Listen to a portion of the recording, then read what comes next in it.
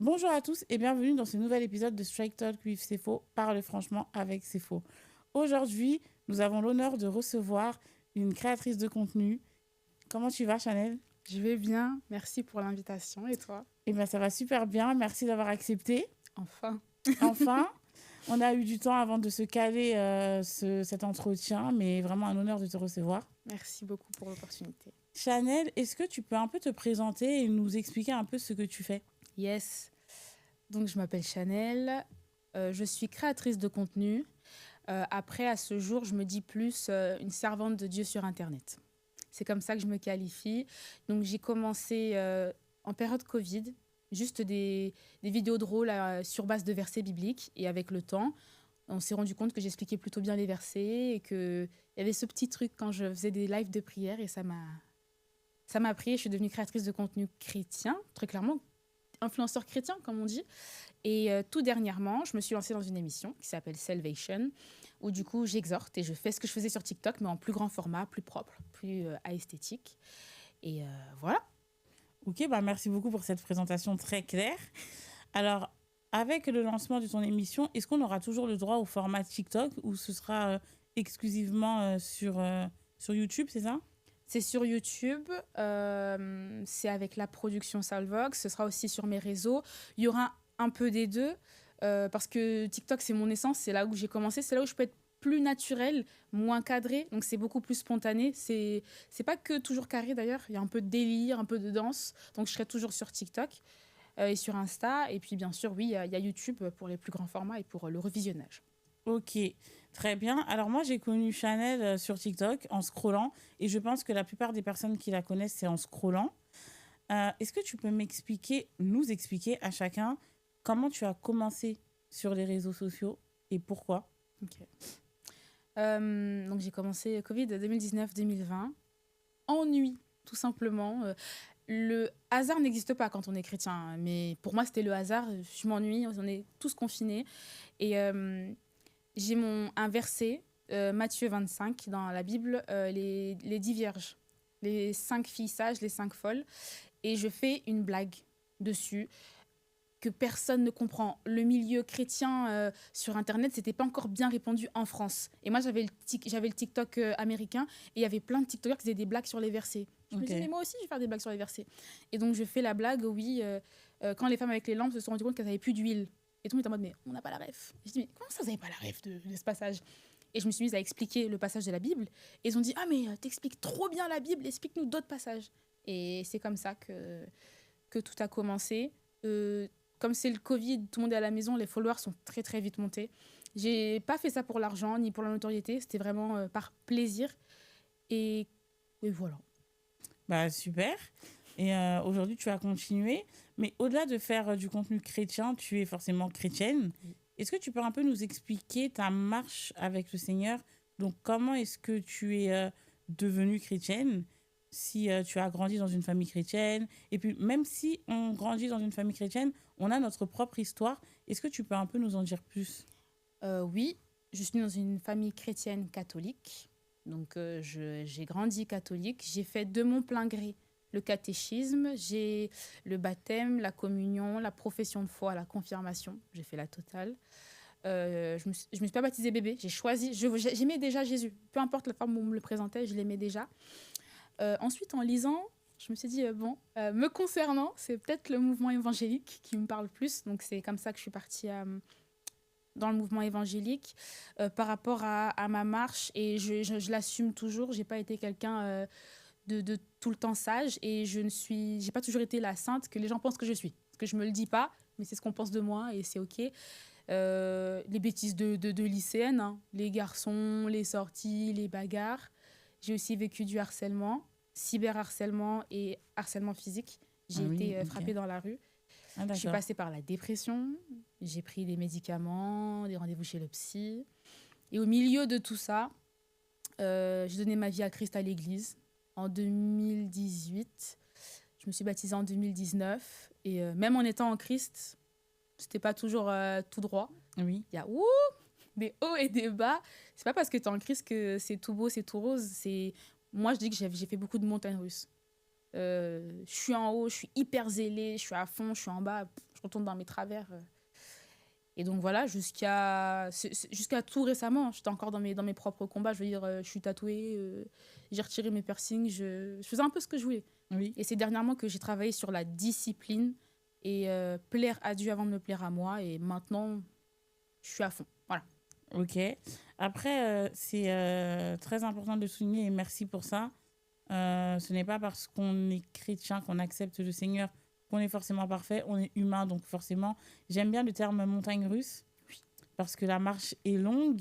Est-ce que tu peux un peu nous en dire plus sur comment tu t'en es sorti, entre guillemets, parce que tu es toujours en plein dedans, la marche ne termine vraiment jamais. Mais comment tu as relevé, comment tu t'es relevé? J'allais dire à relever le niveau, mais comment tu t'es relevé très concrètement? Je pense que quand on rencontre Jésus, quand on donne vraiment sa vie à Dieu, même si on s'en va, il revient toujours vers nous. Il y a eu des fois où je pouvais être avec des amis dans des milieux où je n'avais absolument rien à voir. Et je me souviens, ça vient de me revenir là, je crois que, je sais plus, j'étais avec des amis qui fumaient. On était là, on était tous dans le même mood. Et il y a une personne ivre qui vient me voir et qui me dit « Toi, t'as rien à faire ici, toi. T'es de Dieu. T'as rien à faire ici. » C'est-à-dire que peu importe où j'allais, j'avais toujours un truc qui me rappelait que Chanel, T'étais pas au t'es bon endroit. pas de ce monde-là. Une fois, j'étais genre super fâchée contre Dieu pour des choses que moi-même j'ai provoquées. Je suis partie en boîte. Et déjà, quand mes copines, j'aurais dit, je vais en boîte. Chanel, tu vas aller en boîte, toi? Je dis oui, la sœur en classe va aller en boîte. Et je vais en boîte. Et quelqu'un qui est toujours les bourrés. Excuse-moi, t'es pas sœur Chanel de TikTok? Oh non. Ouais. T'as rien à faire ici, ma belle. Et du coup, c'est ça. Dans un premier temps, c'est de réaliser que je n'ai rien à faire là. Dans un second temps, je me suis fait violence. La Bible dit, enfin c'est l'apôtre Paul qui le dit, j'assujettis mon corps. J'ai vraiment travaillé sur moi. Je parle pas forcément d'aller en salle de délivrance et puis sors. Non, c'est que je suis posée, je fais de l'introspection. Introspection, je me regarde. Tu as des défauts de colère. Tu as des défauts, t'aimes plaire. Tu as un esprit de séduction, tout ça. Travailler dessus. Donc, traiter aussi les plaies de l'intérieur. C'est un travail que j'ai eu. Et puis, bien sûr, l'accompagnement spirituel. Voilà. Une bougie, et la Bible le dit, c'est d'être mis sur un chandelier. On est là, on brille tous, on est tous des lumières, mais il nous faut des supports. Et j'ai beaucoup été supportée par mon autorité spirituelle, le prophète Chavni, par mon fiancé qui m'a beaucoup aidée, ma famille, qui m'ont soutenue, qui m'ont rappelé ce que j'étais. Et mis à part ça, prière, discipline, pour être honnête, ça vient pas tout seul. En fait, faut pas penser que la motivation suffit. C'est vraiment de la discipline. Il faut se faire violence. J'ai un réveil, je prie. Là, c'est l'heure que je lise ma Bible. Et au fur et à mesure, je trouve que ce qui devient une corvée, enfin, ce qui est une corvée, devient un réel plaisir. Et plus tu te rapproches de Dieu, plus tu t'éloignes du péché. Moi, en tout cas, je pense comme ça. Plus tu es avec Dieu, plus les choses qui ne lui plaisaient pas me plaisaient pas non plus. Voilà. Très bien. Donc, plus tu as passé du temps dans la prière, dans sa présence, plus tu as compris aussi comment il fonctionne. Et forcément, il y a des choses que tu ne faisais plus, mais c'est venu naturellement. C'est ça. En te faisant violence et en te faisant discipline. Enfin, c'est ça. En ayant une discipline. Est-ce que tu peux aussi... donc, merci beaucoup déjà pour ce beau témoignage. Est-ce que tu peux nous en dire plus? Tu sais, tu as parlé d'harcèlement, harcèlement physique, moral, dans la rue, de dépression. Est-ce que tu peux nous en dire plus par rapport à ça? Et comment tu t'en es sortie aussi? Ok. L'harcèlement que j'ai subi, même si pour moi, personne... En fait, il n'y a pas de raison... Enfin, on ne peut pas justifier la violence, mais me concernant, et je le dis toujours dans mes vidéos ou autres, il faut savoir rendre à César ce qui est à César et arrêter de dire que tous les malheurs que je vis, c'est à cause de Dieu ou Dieu a laissé... En fait, je dis toujours Dieu honore nos choix. Le harcèlement que j'ai subi, c'était à cause de mon comportement. J'étais matu vue, j'ai toujours aimé les caméras, j'ai toujours aimé qu'on me regarde, j'étais matu vue, provocatrice, insultante. Donc à un moment donné, il y a le revers de la médaille en fait, tout simplement. Donc je subissais ce que je provoquais. Les comptes trolls qui m'affichent. Dans la rue, comme je t'ai dit, c'était une après-midi comme ça, et puis c'était une amie qui me dit, viens, on va marcher par là, et je me suis fait mêler, paf. Une amie 2.0 du 2.0 et elle est musulmane, cette amie. Et ils m'ont tapé devant une église. C'est la petite anecdote. Pourquoi? Pour faire le jugement. Elle a vraiment dit, si ton Dieu ne te punit pas, nous on va le faire pour toi. paf, et je me suis fait taper parce que je méritais une leçon. En mode. Et ils étaient plusieurs. Enfin, Elles étaient plusieurs, plein de filles, ouais. J'ai fini côte fêlée, attestation Ah oui, quand même. du médecin. Ah oui, j'ai été amochée comme il faut. Là, j'en rigole, Ah, c'était pas des petits coups, quoi. Enfin... On m'a saboté, mais Ah non. j'ai fait avec. Après, j'ai développé de l'agoraphobie, donc vraiment peur de la foule, des tremblements. Jusqu'à aujourd'hui, je supporte difficilement la méchanceté gratuite. À la suite de ça, Ouais. Je tremble, des palpitations, j'ai tout plein de symptômes qui ont émané de ah ça. oui, quand même. Hein. Ouais. C'était pas juste physique, Non. c'était aussi moral. Enfin, je m'en suis pas rendu compte. Moi, je me suis sur fait le taper. coup, on s'en rend pas compte. Puis après, tu vas dans un magasin, tu trembles. Tu vas dans un concert, tu trembles. Tu vas dans un nouvel établissement, tu trembles. Et c'est ça qui a amené que je suis tourangelle, qui a amené que je change de ville, que je reménage à Orléans pour essayer de me faire une nouvelle vie. Mais ouais, je suis passée par ça. Je m'en suis sortie comment la foi et la louange. J'aime énormément chanter, j'aime énormément danser. Et je pense que... Enfin, je dis que mon fiancé me prend pour une folle, mais souvent quand je suis dépassée, je loue. Je pleure et puis je danse. Et c'était comme ça. J'ai écouté énormément de Aimé Kanou, énormément de Jonathan Gambella. Et puis je danse et je proclamais déjà la victoire. Et c'est ce qui me Ça te faisait du bien, c'était de la thérapie aussi. Ouais. Et pour l'anecdote, en gros, moi, je suis morte-née. Vraiment, je suis née, je suis morte. Super. Et je me suis toujours dit que ma naissance, c'est pas pour rien. Donc, je peux pas me suicider. Je pouvais pas. Donc, je combattais la chose. Je suis née pour une raison et c'est ça. J'étais pas du genre à morfondre, je suis dépressive, ok, je vis dans mon malheur. Non, je voulais m'en sortir, je cherchais à guérir. Voilà. Tu cherchais la petite porte de sortie quand même. Je me suis fait aider. Ça aussi, c'est tabou. Oh, la dépression, c'est pas chez les chrétiens. Oh, les psys, c'est pas chrétien. Si. Ah, c'est dommage de penser comme ça quand même, mais ouais. S'il y a des médecins, il y a des chirurgiens, il y a des pédiatres, pourquoi il n'y a pas de psy? Il faut aller chez le psy. Oui. Voilà. Et du coup, tu as mentionné le fait, donc merci déjà Chanel pour tout ça. Tu as mentionné le fait que tu es morte-née. Oui. Comment tu l'as appris? Je pense que c'est ta maman, mais enfin, comment tu as réagi et à quel âge elle t'annonce ça? Parce qu'à ta naissance, toi, tu ne le savais pas forcément. Oui. Chaque année, on me le dit. T'as un bébé miracle, t'as un bébé miracle. Je m'en rends pas forcément compte. Aujourd'hui, c'est mon mantra, c'est ce pourquoi je marche. La photo est dans ma Bible, de ma photo de moi, dans ma couveuse, dans le coma. Quand j'ouvre, c'est mon pneuma, c'est mon souffle de vie. Je suis là à cause de Dieu, c'est lui qui l'a voulu.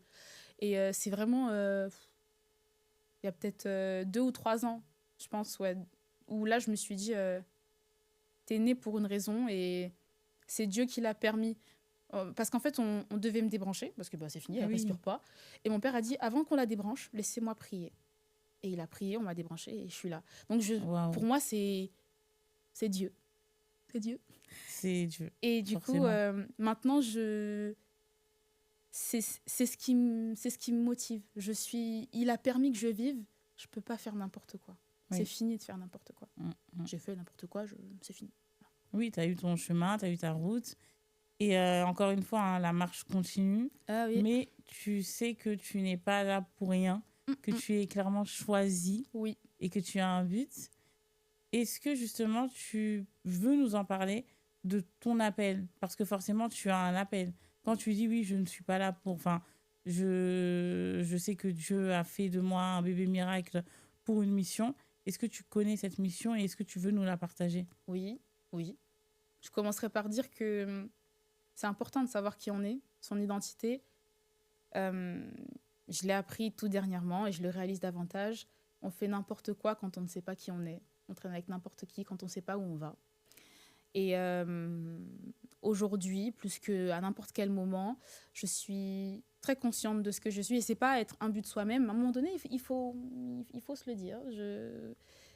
J'ai des talents, j'ai des dons. Dieu, le Saint-Esprit nous donne des dons. Et j'invite tout le monde d'ailleurs à regarder à ses qualités, à ce qu'on a, parce que c'est révélateur de ce qu'on est amené à faire. Déjà, c'est pas tout le monde forcément un ministère de la parole. On n'est pas tous pasteurs, pas tous amenés à enseigner. Mais me concernant, par contre, oui, je suis dans un ministère d'enseignement. Je pense, et c'est pour ça que Salvation est là, que je suis née pour gagner des âmes. Que mon témoignage, si lourd soit-il, je suis une gagneuse d'âmes, une petite évangéliste. Amen. Voilà. Amen. Je pense que... Pourquoi petite? Faut pas... Bon, après, il y a beaucoup d'humilité derrière, hein, mais... Oui. Enfin, Parce voilà. qu'Internet, c'est Internet. Hein. Ouais. Après, c'est pour dire, ben, elle se prend pour qui, celle? Je vous connais. Ouais. Je vous connais. Donc, Ok, donc, en tout cas, une gagneuse d'âme, ça, c'est c'est sûr. sûr. Et comment tu l'as compris? Au-delà du fait que tu es un bébé miracle, donc ça, Mhm. c'est énorme, c'est grandiose. Mais une autre personne aurait pu se dire, oui, ok, tant mieux. Mais Euh, toi, tu marches avec ça. Et aujourd'hui, au-delà de ça, comment tu as compris que l'Éternel veut que tu sois une gagneuse d'âme? hum, je l'ai connue quand j'ai voulu arrêter TikTok, quand j'ai voulu arrêter les réseaux. À un Ok, moment donné, je me trouvais très hypocrite parce que ma vie ne reflétait pas ce que je prêchais. ok. Et me concernant, si vous voyez que je poste plus, c'est que je passe plus de temps avec Dieu, donc il me dit plus rien. Je donne ce que je Hmm, reçois. hmm, hmm. Et à un moment donné, ça, non, c'était la fête, ça collait pas du tout. Et donc je voulais arrêter. Et j'ai essayé sur les réseaux, hein, de poster autre chose. J'ai mis de la musique mondaine, j'ai fait des hauls. On m'a dit, oh, ça ne nous intéresse pas là, ce que tu nous proposes, Chanel. Et j'ai eu l'évangéliste Prosper qui m'a convoqué, qui m'a dit, excuse-moi, t'es en train de nous faire n'importe quoi là. T'es en train de... Non, non, ça me plaît pas ce que tu fais. Et à part lui, j'ai eu donc plein de retours d'autres hommes de Dieu qui m'ont dit, Chanel, on a eu des songes. Tu te rends pas compte de l'impact que tu as à travers tes petites vidéos, comment les gens te suivent et comment si tu tombes, les gens vont tomber. Et je l'ai remarqué. Me concernant, j'étais à l'aise avec l'idée du piercing. Je me suis percé le nez. J'ai posté ma vie, pas que je me suis percé, juste ma vie. J'ai eu, sans blague, une cinquantaine de jeunes filles. Sœur Chanel, t'es percée, ça veut dire que je peux me percer Oh aussi? non. Mesdames, mesdames, mesdemoiselles. Donc si je saute du pont, vous sautez avec moi en fait. Ça, c'était trop comme ça. Et quand j'ai arrêté les réseaux, quand j'ai fait cette pause où j'ai dit j'arrête, j'ai eu plein de messages. Chanel, que ce C'est soit où? des followers, d'autres influenceurs qui m'ont dit mais t'es où? Ouais. Et donc c'est là que je me suis rendu compte que bah, j'ai de l'impact, en tout cas j'agis pour l'œuvre de Dieu. Et puis aussi le fruit de mon travail, entre guillemets, de beaux témoignages, des musulmans qui ont donné leur vie à Jésus, des kibanguistes, bon ça c'est un autre débat, mais j'ai vu des personnes qui sont venues à Christ à travers moi, à travers ce que Dieu me permet de faire, quoi. Donc Waouh. voilà. Donc là, c'est vraiment souligner l'impact de... J'allais dire des réseaux, mais c'est pas l'impact des réseaux. C'est l'impact de notre appel. Oui. Parce que ça aurait pu être une autre personne, mais si ce n'est pas son couloir, ça ne va pas prendre au même niveau. Mm. Mais toi, ça prend pourquoi? Parce que c'est vraiment ton appel. En fait, tu es faite pour ça. Et c'est pour ça que tu es là aujourd'hui. Merci. Donc, ce n'est pas pour rien. Moi, Chanel, il faut savoir que c'est une personne que j'apprécie énormément. On ne se connaît pas plus que ça. On se connaît vraiment autour des médias, Oui. autour des événements. Mais je me permets de le dire à la caméra, tu portes quelque chose de très grand. Et ça, c'est très, très impactant. C'est très, ça fait plaisir. Vous savez, aujourd'hui, les jeunes, bon, tout le monde est jeune. Hein. Il y en a même, ils sont un peu plus âgés. Mais on va dire les jeunes, bon, tout le monde. Mais moi, la jeunesse, c'est mon battement de cœur. Et aujourd'hui, les jeunes ont besoin d'avoir une image, une figure comme eux. Pas forcément des adultes ou quoi, mais des personnes comme eux pour comme tu l'as dit, pour faire pareil. Mm. Là, tu nous as parlé du piercing. Si par exemple, demain, tu postes une vidéo où tu parles de la Bible, etc., ça va les stimuler, ça va les motiver. Donc aujourd'hui, la jeunesse a beaucoup besoin des personnes comme toi. Donc, merci. Merci, Chanel. Est-ce que tu peux m'en dire plus par rapport à ce que tu fais? Parce que sur les réseaux, tu t'appelles Sœur Chanel. Oui. Alors, comment te vient ce surnom, si on peut dire ça comme Ouais. ça? Alors, quand j'ai commencé les réseaux, je m'appelais Chosen Child. Donc, Ok. l'enfant choisi. Alors, pourquoi je m'appelais Chosen Child? Déjà parce que j'étais vraiment, pardon, mais je sais qui je suis. Chosen. Choisie. I'm the chosen one. Donc, il y avait ça. Et en fait, celui qui aujourd'hui est mon autorité spirituelle, Prophète Chavni, lui, il s'appelle I am chosen of God. Et en fait, quand Ok. je l'ai vu, j'ai dit oui, mais moi aussi. Et j'ai pris. Et ensuite, je suis congolaise. Et nous, dans nos artistes chrétiens, dans nos albums, quand on était petites, il s'appelait Sœur devant. Ok. Donc, il y a Sœur Sandra Mboui, Sœur Choisie, Sœur. Et j'étais dans une église dans mes débuts où, en fait, on nous apprenait beaucoup l'humilité. Même si j'étais déjà servante, on ne disait pas servante. Donc, j'avais mis SRV. Je me suis dit, c'est pas humble. J'ai enlevé le V. J'ai dit, je suis sœur. Je viens d'abord en tant que sœur. Et c'est comme ça que je suis devenue sœur Chanel. Il y a Chanel, il y en a... parce que je suis congolaise, quoi. Donc, mais c'est comme ça que je suis venue avec l'optique de, je suis votre sœur. Okay, prenez-moi comme une sœur, finalement. Prenez-moi comme une pays sœur. Oui. Voilà, c'est moi. Et c'est comme ça que c'est venu. Et comment te viennent tes inspirations pour créer du contenu? Comment est-ce qu'aujourd'hui, tu te dis, là, je vais parler, par exemple, des 10 vierges, etc. Aujourd'hui, je vais parler d'autres choses. Je te dis complètement au hasard, je vais parler des psaumes. Aujourd'hui, demain, je vais parler de l'apôtre Paul. Enfin, comment te viennent, en fait, tes idées de création de contenu? Au départ, dans mes débuts, c'était super naturel. Comme je te l'ai dit, ce que je reçois, c'est ce que je donne. C'est en lisant ma Bible. Pas plus compliqué que ça. Ça ne peut pas venir d'autre part. Je lis ma Bible et en fait, j'aurais dû la ramener. J'ai des post-it. J'ai post-it connaissances. J'ai post-it église. Donc, c'est issu du passage qu'on a vécu à l'église. Et j'ai un post-it bleu TikTok. Donc, quand je lis, j'en ferai un TikTok, ça. Ça me parle. Okay. Et c'est comme ça que ça vient, l'exhortation. Donc, il y a ce qui est préparé, entre guillemets. J'ai le verset. Et je sais que quand je vais appuyer sur play, l'inspiration vient. J'ai pas de script. Ça vient. Si je balbutie, je balbutie, je recommence. Mais c'est comme ça que ça vient. Quand c'est de l'humour, c'est de la spontanéité. Oui. Je vois le son, j'appuie et je dis oui. Et c'est ça.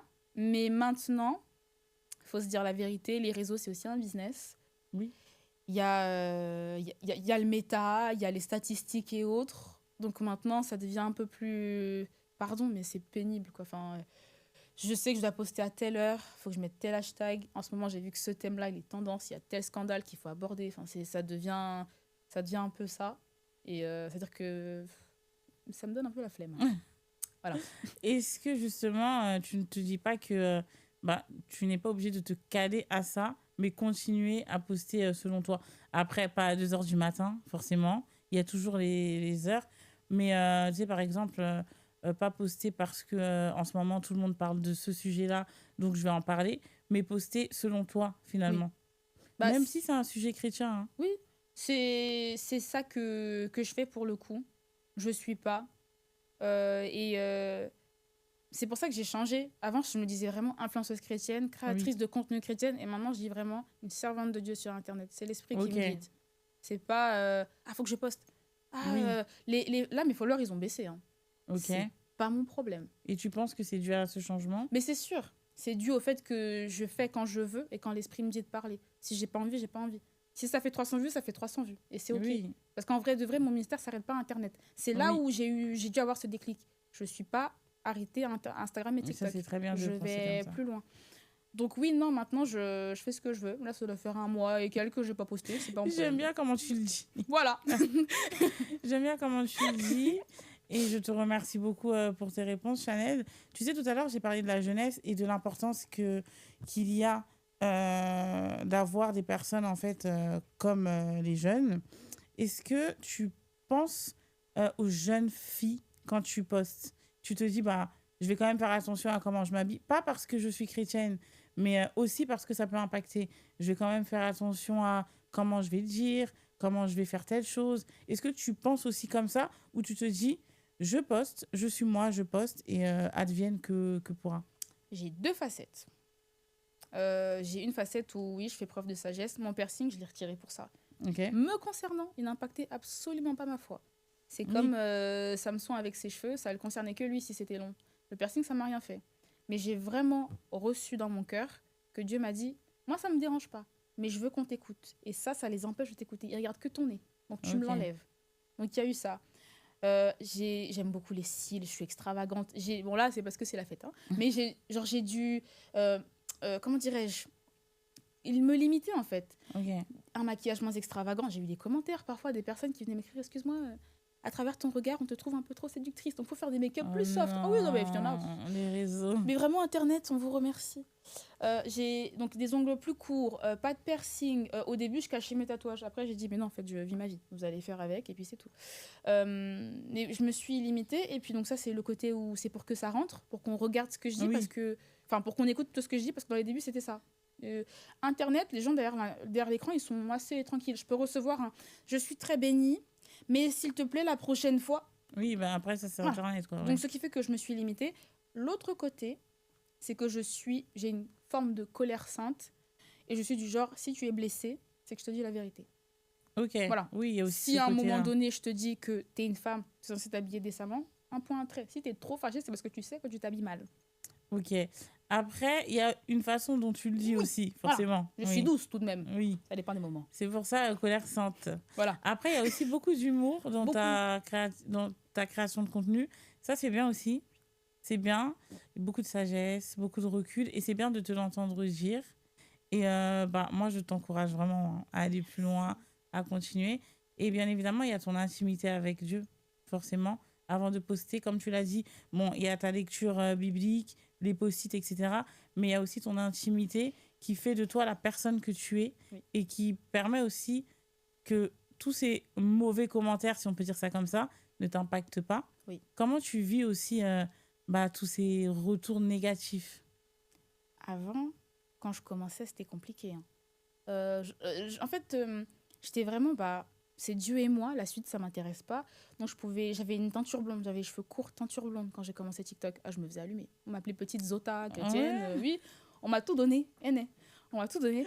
Et ça me donnait la boule au ventre. Mais vraiment, genre, j'étais pas bien. Je suis aussi partie une fois en Belgique pour être figurante dans un clip chrétien. J'avais fait une vidéo de danse. J'avais un crop top. Je me suis fait allumer. Enfin, au début, ça me faisait extrêmement mal. Avec le temps, j'ai compris que même Jésus, même quand il faisait le bien, on parlait de lui. Donc, ça me fait absolument plus rien.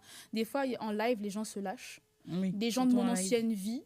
Ah, d'accord. Ouais, voilà. Ah, t'es là maintenant? T'es une sainte maintenant? Ah, ben, moi, je suis quelqu'un de très sarcastique, très drôle. Oui. Donc, carrément, j'épingle, je commente. Puis souvent, c'est monsieur qui me dit oh, vas-y. Des Coupe, épingles. là, coupe, tu coupes. Tu commences à dire beaucoup de bêtises, là. Et voilà, non, aujourd'hui, ça me fait, les commentaires me font plus rien. Après, je te dis ça, mais en fait, si, peut-être. Il y a des moments où, si, ça m'impacte. J'ai eu le droit à 2-3 petites sauces pour un oui, pour un non. Je suis arrivée sur Twitter, quand même. Twitter, ça fait mal. Tu ne peux pas arriver TikTok, sur ça va. Twitter. Twitter! Ils sont méchants. Les gens de X, il n'y a pas de souci. Donc ça m'a fait mal. Et mon intimité avec Dieu, ouais, si ça va avec lui, si lui et moi on est en phase, Oui. c'est là que C'est le plus important. c'est ce qui compte pour moi. C'est là que je poste. Et parfois, je peux être en phase à fond et ne pas vouloir poster. Ça, vraiment, c'est mon truc. Je veux pas, même s'il le faut d'un autre côté, je veux pas être trop performance. J'ai été recrutée pendant un temps par une agence d'influenceurs chrétiens. Bah, j'ai pas duré long feu parce que ça me stressait. Oui. On attend, il faut que je fasse telle chose, j'aime pas. Oui. Voilà. En fait, tu as vraiment des personnes sur ton dos qui te disent ce que tu dois faire. Oui. C'est plus toi qui décides. Et ça, c'est pas évident. Non, et puis je vous le dis, hein, j'en peux plus des collabs. Voilà. Oui, mais non. Non, ça me... Parce que, enfin, c'est Dieu, et en fait, ça dure longtemps. T'as pas posté là, t'as pas fait ci, c'est pas... Non, à la base, c'est pour le fun. Oui. C'est pour le fun et Dieu que je le fais. Il faut pas tout mélanger. Merci encore, Chanel, pour ça. Est-ce qu'on peut revenir sur le sujet de la dépression que tu as mentionné? Comment tu as su que tu étais en dépression? Aucun autodiagnostic, déjà. Parce que, pardon, mais le flot d'Internet, c'est de s'auto-diagnostiquer. Oui. Tu vois les symptômes, tu te dis, mais j'ai la même chose. Des fois, c'est la déprime, c'est pas la dépression. Tu es juste extrêmement triste. Moi, en fait, j'ai une amie qui m'a piégée. Je m'explique. Elle me dit, on va à McDo. Moi, tu me dis, on va manger. Je m'en vais. Non, je m'en vais, puis elle m'emmène chez le psy. Simple. Ah oui. Voilà, c'est un super piège. Mais comment elle a su qu'il te fallait? Non, mais je pense qu'elle m'observe. Enfin, on passait beaucoup de temps ensemble. Ah oui. Voilà. Ah non, mais pitié. Voilà. Elle m'a regardée, elle m'a dit, t'as besoin d'aide, toi. Paf, Wow. je suis arrivée chez le psy. Puis elle était en mode, oui, cadeau. Maintenant, discuter. Okay. Et donc, on discute. Et puis, c'est la boîte de Pandore qu'on laisse fermer, puis qu'on ouvre. Et puis, il y a plein de trucs. Il y a tout ce qu'on vit dans l'enfance, tout ce qu'on rencontre, tout ce qu'on traverse. Et je pars. Et puis, ça déclenche même les symptômes en question. Et quand on parle, le verdict y tombe, hein, de l'agoraphobie, du stress post-traumatique et de la dépression. Et ça n'a fait que grandir. Les symptômes ont évolué. Aujourd'hui, avant, c'était des petites palpitations. Maintenant, je peux vomir. Enfin, Jusqu'à présent? En ce moment, ça va. En fait, c'est par étapes. Ouais. Je le sens quand ça veut venir. Et j'ai du recul. Je peux comprendre ce qui a causé la chose Ok. et l'empêcher. Je trouve que maintenant, je le maîtrise. J'ai plus besoin de ma ventoline. Je prends plus mes traitements. Je m'accroche à Dieu. Ouais. En tout cas, je sais que si ça vient, c'est beaucoup plus violent que quand ça a commencé. Quand ça vient, c'est des grosses crises. Ouais. Ok. Et est-ce que tu veux, ou tu as le droit de ne pas le faire, est-ce que tu veux nous partager comment cette dépression a commencé? Qu'est-ce qui a réellement causé ça? C'est pas que je veux pas. D'accord. Je regarde toujours bébé. Bah, c'est important. C'est pas que je veux pas, mais je sais pas. Ah, tu ne sais pas Je ce sais qui a pas. causé ça? C'est un tout. Ok. C'est depuis. Non, j'ai pas. Tu vois, regarde, je suis en train de réfléchir. J'ai pas été très triste étant petite. Je sais que j'ai souffert du décès de mon oncle. J'ai perdu un oncle. C'était mon parrain, comme ça. Ok. J'ai pas supporté. La mort, j'ai beaucoup du mal. Par contre, ça jusqu'à aujourd'hui, beaucoup de mal avec la mort. Je peux pas. J'aime pas. Ok. Mais vraiment à un haut niveau. Je m'étouffe. Ok. C'est très fort. Je pense que quand mon ami m'a emmenée, c'était après le harcèlement. Oui. Donc ça, on peut dire que ouais, c'est là où j'ai eu un point de non-retour. Plus loin, ouais, ça a toujours été l'amour des autres, l'amour que je donne qui n'est pas rendu. La méchanceté, j'ai une très, très, très, très grande famille avec plein de demi. Pas dans ma fratrie à moi, mais plus loin.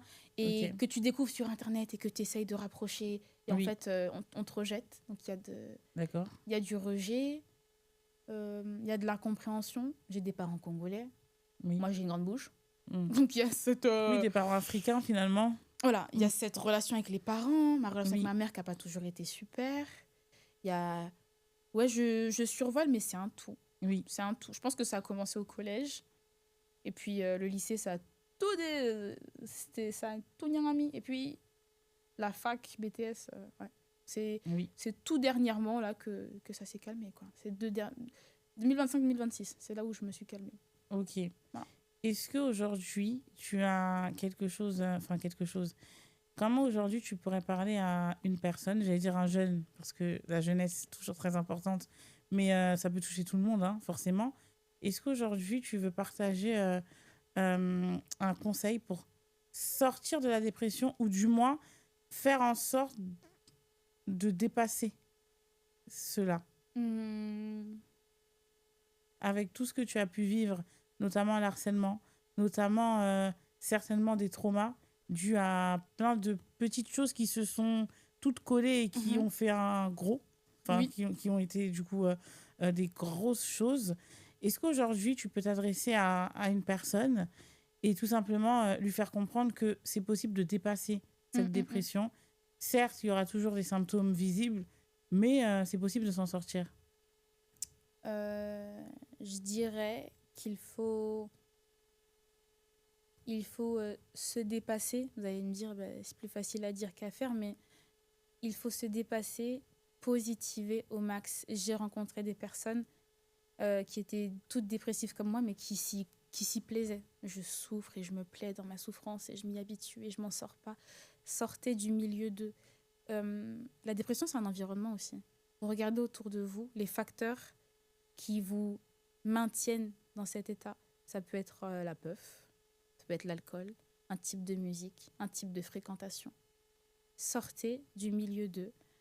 Entourez-vous de bonnes personnes. Parfois, laissez-vous pleurer un coup. Pleurer un coup. Et qu'est-ce que je peux... Dieu est là. Je dirais, ouais, voilà. Quand moi, c'est ce que je fais. Enfin, c'est ce que je faisais. J'ai un gros nounours que dans ma tête, il s'appelle Elohim. C'est Dieu. J'imagine que c'est vraiment Christ. Et je le serre, je pleure. Il y a des trucs, pardon, mais des trucs bêtes. Je ne vais même pas vous dire... si ça te fait du bien, c'est l'essentiel. Je ne vais même pas vous dire rababoche. Non, il y a des moments, non. Il y a un temps pour tout. Prenez du temps pour vous. Aimez-vous. Et il y a beaucoup de personnes, en tout cas moi, c'est mon cas. Sachez que vous ne pouvez pas tout maîtriser. Lâchez prise. Lâchez prise, j'allais le dire. Vous pouvez pas tout Lâcher maîtriser. Des prise. fois, là, j'en ai encore des tâches, l'eczéma, de stress. Donc, vous pouvez pas tout maîtriser. Ainsi va la vie. Et ma phrase, c'est au pire, on crève. Vivez comme ça. Oui. Au pire, you couf. Voilà. Voilà. Au pire. Au pire. Mais au mieux. Au mieux, voilà. Au mieux, tu vis. Aie confiance en Dieu. Vis avec lui. Accroche-toi à lui. Il a vraiment les eaux de la vie. Il est vraiment paix. Dieu donne une paix que le monde ne peut donner. Christ le dit. Il me donne une paix. Moi, je chante. Pardon, je vais faire un peu la chante. Hein. Allez. Mais vraiment, il a redonné la vie à mon âme. Après tant d'années de souffrance, Jésus a redonné la vie à mon âme. Amen. Ça, c'est ma chanson. Quand je suis triste, comme une dépressive, il a c'est comme Oui, ça. c'est vrai, oui. Il faut proclamer, attirer le positif, en fait. Parce que dire je suis dépressive, je suis triste, je suis, tu appelles à l'existence une circonstance qui va demeurer. Déclare un peu la joie. Comme cette femme qu'on lui dit, que Jésus a croisée et il lui dit, tout va bien. Alors que sa fille est en train de mourir, mais elle a dit, tout va bien. It's okay. Voilà, positivez. Voilà. Merci beaucoup, sœur Chanel. Merci beaucoup d'avoir accepté l'invitation. Merci beaucoup. Merci beaucoup pour ce moment. On se retrouve très prochainement pour une nouvelle vidéo. À bientôt. À bientôt.